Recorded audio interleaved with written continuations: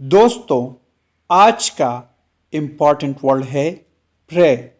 Pray का क्या मतलब है, आइए सीखते हैं आज की इस छोटी सी वीडियो में। प्रे का मतलब है खुदा से दुआ मांगना, इल्तिजा करना, अर्ज करना या इबादत करना।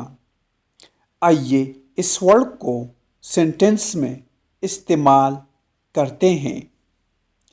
He prayed that they would have the strength to go on. इसका मतलब है उन्होंने दुआ की कि उन्हें आगे बढ़ने की ताकत मिले। Strength means ताकत, go on means आगे बढ़ना।